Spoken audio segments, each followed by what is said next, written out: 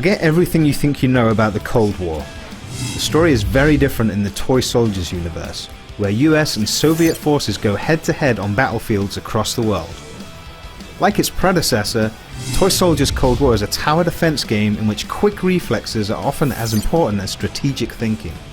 You defend your toy box base not only by setting up gun emplacements, but also by manning those emplacements and, where they're available, taking direct control of vehicles and commando units that are powerful enough to turn the tide of a battle.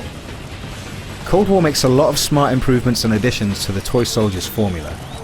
New kill combos offer significant gameplay rewards, mini-games let you hone important skills outside of battle, a new rewind feature lets you correct costly mistakes during campaign missions,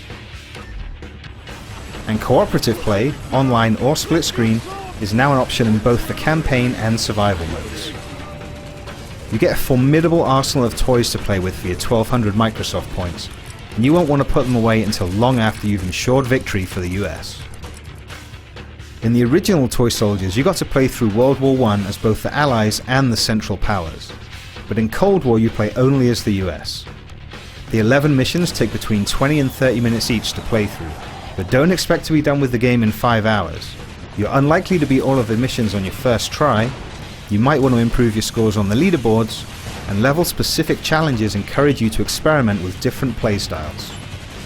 You might have to kill 100 units while using a helicopter's night vision, or torch infantry by dropping napalm on them from your F-14 Tomcat. Replaying levels is never dull because there's always something new to try or some way that you can improve upon your score.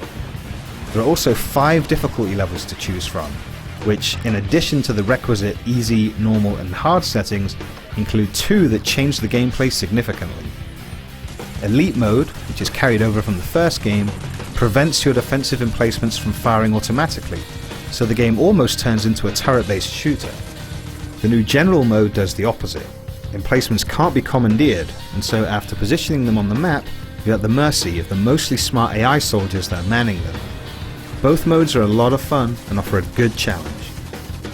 Regardless of which difficulty level you choose, your goal is always the same: to prevent enemy units that attack in distinct waves from reaching your toy box. You do this by building defensive emplacements in predetermined locations that come in 2 sizes.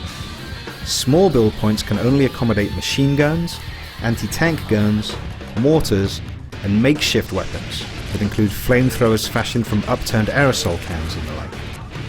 Large build points can also accommodate heavy artillery and anti-air guns. All of these defenses and their respective upgrades cost money, and the only way to earn money is to kill enemies. There's very little downtime during battles, and what's great is that even at times when you could conceivably catch your breath and let your turrets do the work, you're encouraged to get involved. Destroy an enemy unit with a manually guided projectile at high speed, and you can earn extra money in the form of a thrill ride bonus. And if you manage to string together a combo of at least 40 kills, or take down an enemy with a red star icon above it, you gain access to a randomly selected barrage ability. Barrages, which include the aforementioned commando unit, are powerful, one-time use abilities that once earned can be held onto until you really need them. As the commando, who drops onto the battlefield still in his packaging, you're armed with both a machine gun and a bazooka, and as such can make short work of just about any enemy that crosses your path. You have to tolerate listening to the commando spouting the same few Stallone catchphrases ad nauseum, but it's a small price to pay given how incredibly effective he is. You wanted a war? You got a war! You're pushing me, sir! Yeah!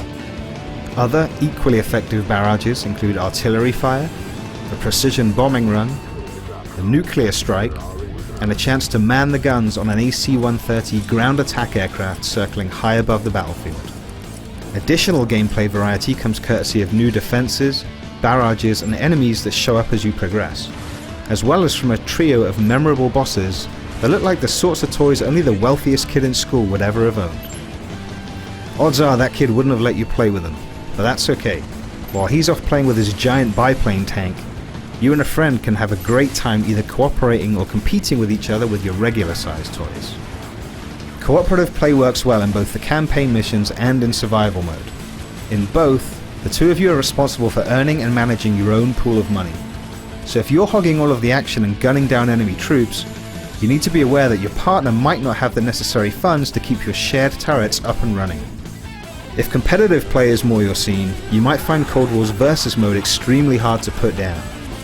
Balancing your time and money between the usual defensive duties and triggering offensive waves is a lot of fun, and there's a lot of strategy involved. You can't win by just sitting back and defending, but at the same time it's risky to commit too many of your resources to an offensive, because killing your attacking units is a quick way for your opponent to accumulate money. Leaderboards and occasional frame rate nosedives aside, Toy Soldiers Cold War is a difficult game to find fault with. It improves upon its already great predecessor at just about every opportunity, and makes those spectacular battles that you remember fighting on your bedroom floor as a child come to life.